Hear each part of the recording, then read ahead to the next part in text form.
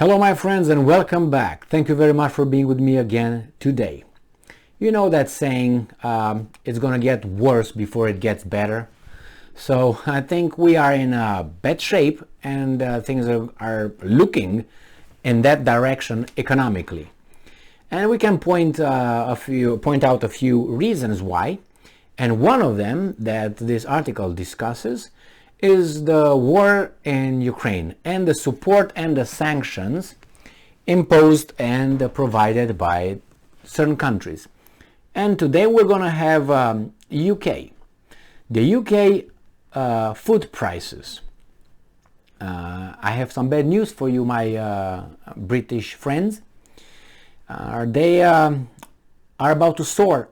If you think that they got up, they will get higher soon. So this article comes from Republic World. The same thing as the United States of America. So we are kind of in the same boat. I'm using one row and you use the other row. And we're both like two tards in a boat. Because some other people on the shore who stay over there and they eat steak and drink very good red wine, they're watching, bye tards, come back never. And we're like, hey, how are you? Oh, good, man. How'd you get here? I don't know. So this is it. Russia-Ukraine war caused food prices to soar to new high. To new high in UK. Ooh.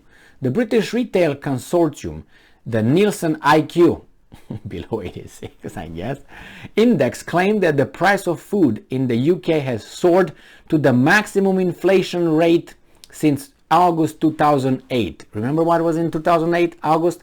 When they took from us and gave it to them because they're too big to fall. All right, remember now? Okay. In a recent report, the British Retail Consortium, BRC, and the Nielsen IQ index claimed that the price of food in the United Kingdom has soared to a maximum inflation rate since August 2008, owing to the ongoing war in Ukraine. The report further stated that the inflation rates for food as a whole saw a sharp rise to 9.3% in August in comparison to 7% in July. Wow, 2.3% in 1 month. It further claimed that this is higher than the 3-month average rate of 7.2% and the maximum inflation rate in the last 14 years. Send some more aid to Ukraine, that would help. I'm quoting, mounting cost pressures up and down, supply chains meant sharp price inflation hit a new high in August. The war in Ukraine and the consequent rise in the price of animal feed, fertilizer, wheat and vegetable oils continued to push up food prices, BRC Chief Executive Helen Dickinson, as per an official press release. She further stated that milk, margarine and crisps saw the sharpest rise. Fresh food inflation soared to the highest level since 2008. So fresh food inflation soared to our highest level since 2008. BRC chief hopes next prime minister would work to alleviate inflation. How? She's going to poop some inflation killer or something? She's going to continue because I know who's going to be already. It's not going to be Maha Rishi. It's going to be lazy. Dickinson also hoped that the next prime minister of the country would work to lessen some of the financial pressure on merchants so that they may better serve their customers. Inflation continues to accelerate and shoppers are already cautious about how much they spend on groceries, with a fall in volume sales at supermarkets in recent months. We can expect this level of food inflation to be with us for at least another 6 months. What about your salaries? Are they going to be increased? Nope. Or at least another 6 months, but hopefully some of our input cost pressures in the supply chain will eventually start to ease, she added. According to BRC chief executive, the rise in shop prices is also contributing to overall inflation in the country, which some analysts believe would reach 18% in 2023. January is 2023, so you got September, October, November, December. In 4 months, boom, 18%. But your incomes are going to increase 50%. Emil, for president or for prime minister? No, it won't happen. Because they can't. They don't have it. They have to give it to friends and buddies. It says government funds not enough to tackle rising inflation. Boris Johnson.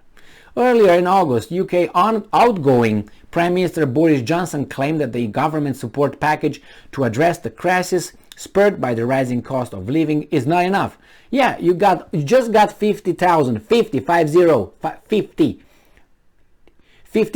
Ukrainian refugees, and the government, instead of alleviate you, gives them housing, subsidizes. So thank you very much. You got a big heart. Thank you.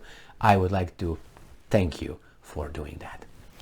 All right. Meanwhile, he also hoped that his successor would make sure that there are sufficient funds available to help people in need. What kind of people? Where from? So, good luck, my British friends. And I should also say good luck, Emil, to you and my American friends, because we're not far from this. We are going to go down. And until you're going to have mass protests outside, you know, saying, hey, what's going on? Our elected representatives that make decisions without asking us. Hey, hello, we're here. And then they're like, what? What? Are we going to Bahamas this weekend, honey? No, I think we'll go to Belize. Okay. That's how they talk. And we are like, what are we going to buy? That piece of bread or this one? Well, this is cheaper. It's only $10. Oh, that's $9.50. I think we buy the $9.50 one for the loaf of bread. What do you think? Oh, milk. I'm going to buy milk. Oh, that's $6. Oh, we buy the one with $5.75. Yes, we save 25 cents, honey. That's the way we talk. And that's the way they talk. So, in the meantime, Zelensky wears his shirt over there and he tells us that you should not do this, you should do this, and if you do that, or if you don't do that, you will be guilty of Putin's war crimes, okay? Send me more money. Money. Money, money, money, money. That's how it is.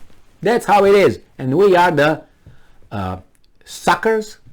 Suckers from those bottom feeders, suckers, or suckers in a different way, if you know what I mean.